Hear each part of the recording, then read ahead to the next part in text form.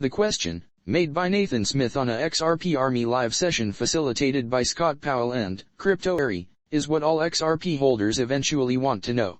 Welcome viewers to my channel. Please subscribe, like my video and turn on notifications so you don't miss our next update. In the meantime, attorney John Deaton had the option to bring the voice of over 65,000 XRP holders to the court after being granted amicus curiae status, which is a sign that Judge Annalisa Torres wants to know the perspective from retail investors, who the SEC officially expects to protect. The special visitor on that live session was attorney Jeremy Hogan, who offered his view on many topics, including the SEC's strategy, Ethereum, and his own origin story as a XRP influencer. There's no approach to knowing.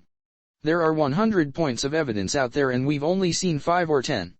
Up until this point, the litigation has gone very well from Ripple's perspective, however I've only seen 5 pieces of real hard evidence, he said.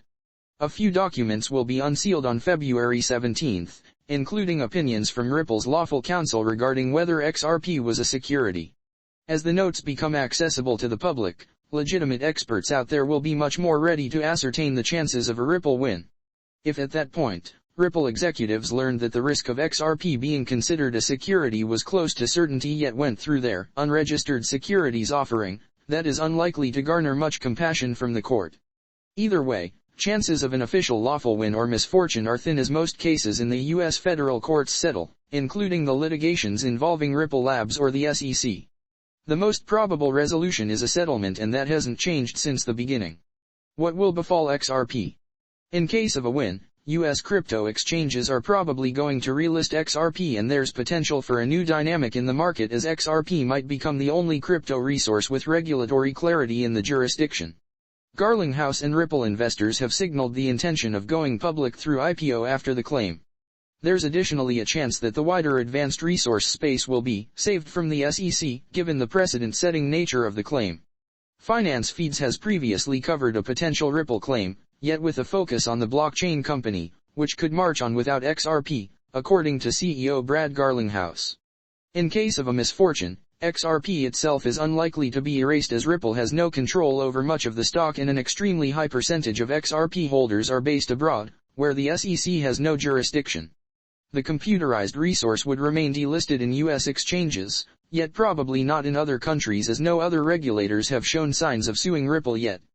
Garlinghouse has previously mentioned the intention of moving its headquarters overseas in case of a misfortune. Singapore could be it. In any case, again, settlement is the possible outcome of the SEC v. Ripple. Ripple revealed a piece of advice given by law office Perkins Coie LLP as the defendants look for total honesty of the legitimate reminders, with the goal that the public can review the SEC's characterizations of those documents in their full context. The SEC explicitly said Hinman's speech was public guidance as it tries to return those drafts and related notes to the DPP box. This is a turn of events concerning many months. The agency denied Ripple the opportunity to analyze the speech in its defense by claiming it was only a personal opinion. 14 days prior, Judge Annalisa Torres ordered Ripple to unseal documents pertaining to legitimate advice it received regarding the regulatory standing of XRP tokens. The unsealing of those notes is scheduled for now, February 17th, and they might assist with determining the outcome of the SEC v. Ripple claim. Ripple's fourth affirmative defense, which claims the SEC neglected to provide fair notice that XRP could be considered a security according to the regulatory framework, could be in trouble if past legitimate advice pointed to near certainty that the SEC would come knocking at the door in the event that the firm didn't register with the agency and that the Howey test and its 4 criteria were clear enough even for the computerized resource. The above-mentioned legitimate advice was looked for by Chris Larson back in 2012.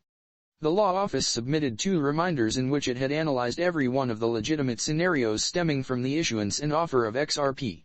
Throughout the claim, the SEC claimed Ripple and its executives were encouraged to treat XRP as a security, however chose to proceed with the fundraiser, which began in 2013, through the offer of advanced resources known as XRP in an unregistered securities offering to investors in the US and worldwide, according to the complaint.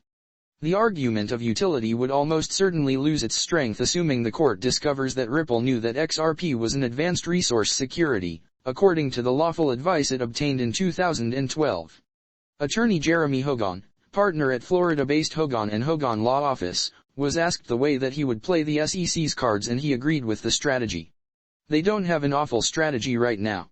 They're trying to frame it in the exact same manner Judge Torres has seen before, making it really basic, he said.